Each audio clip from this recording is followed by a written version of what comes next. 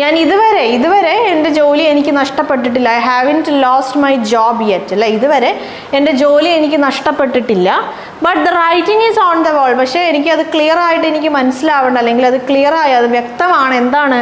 Because the company again laid off some 50 employees more. 50 എംപ്ലോയീസിനെയും കൂടെ company lay off LAWOWF.